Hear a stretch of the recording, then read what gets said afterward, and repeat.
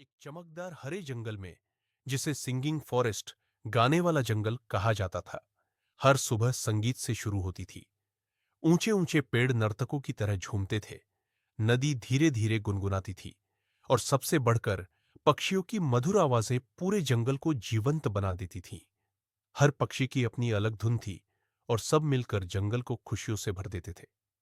एक पुराने बरगद के पेड़ में ऊंचाई पर रहता था पीको, एक छोटा सा भूरा गौरैया जिसकी आंखें चमकदार काली थीं। पीको दयालु और जिज्ञासु था, लेकिन उसे लगता था कि उसकी आवाज बहुत छोटी है और किसी काम की नहीं। जब दूसरे पक्षी जोर से गाते थे, पीको अक्सर चुप ही रहता था। पास ही रहती थी रिया रॉबिन, जिसकी आवाज साफ और खुशमिजाज थी। कवि कौआ बहुत चतुर और बातूनी था। मीना मैना को दूसरों की आवाजों की नकल करना बहुत पसंद था। और सबसे ऊंचे पेड़ पर रहता था राजा मोर, जिसके पंख नाचते समय रत्नों की तरह चमकते थे।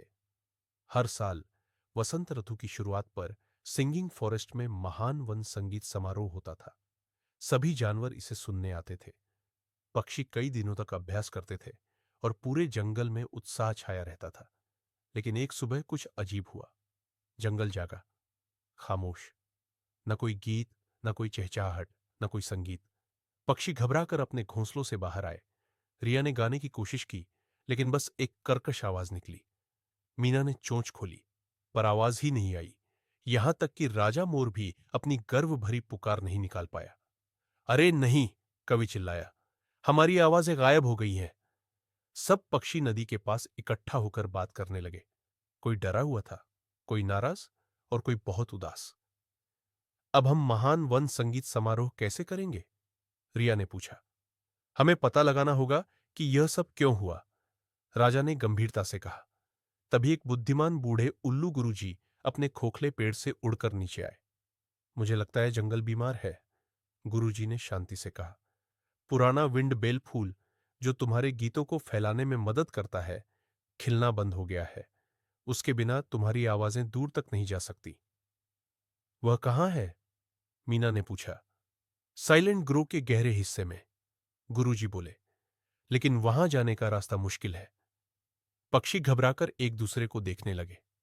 साइलेंट ग्रो अंधेरा था, और वहां घुमावदार रास्ते थे। कोई कुछ नहीं बोला, सिवाय पीको के। मैं छोटा जरूर हूं, पीको ने धीरे से कहा, लेकिन मैं जा सकता हूं। सब चौंक गए। क्या तुम्हें यकीन है? रिया ने प्यार से पूछा। पीको ने सिर हिलाया।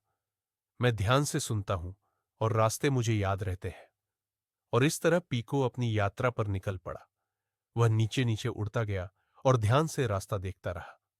रास्ते में उसने एक तितली को मकड़ी के जाले से छुड़ाया, और एक थके हुए गिलहरी के साथ बीज बांटे। ऐसा लगा जैसे जंगल खुद उसका मार्गदर्शन कर रहा हो। आखिरकार पीको साइलेंट ग्रो पहुंच गया। बीच में खड़ा था विंडबेल फूल, जिसकी पंखुड़ियां मुरझाई हुई थीं। पीको ने देखा कि जमीन सूखी थी। तुम्हें बस पानी चाहिए, उसने धीरे से कहा। अपनी छोटी सी चोंच से पीको पास की धारा से बार बार पानी की बूंदें लाता रहा। यह बहुत कठिन था, लेकिन उसने हार नहीं मानी। धीरे धीरे फूल ने अपना सिर उठाया। टिंग टिंग, घंटियों जैसी मधुर आवाज हवा में गूंज उठी। पीको ने महसूस किया कि एक गर्म हवा का झोंका उसके पास से गुजरा। उधर सिंगिंग फॉरेस्ट में पक्षियों को अचानक अपनी आवाजें वापस मिल गई। रिया खुशी से गाने लगी। मीना हंसते हुए घंटियों की आवाज की नकल करने लगी। कवि चिल्लाया, हो गया। जब पीको वापस लौटा, तो सब पक्षियों ने तालियां बजाई। तुमने हमारे गीत बचा लिए, राजा ने सिर झुकाकर कहा।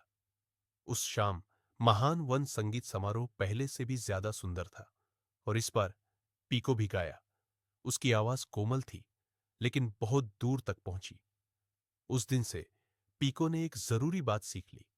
सबसे छोटी आवाज भी बड़ा बदलाव ला सकती है, और सिंगिंग फॉरेस्ट फिर कभी खामोश नहीं हुआ।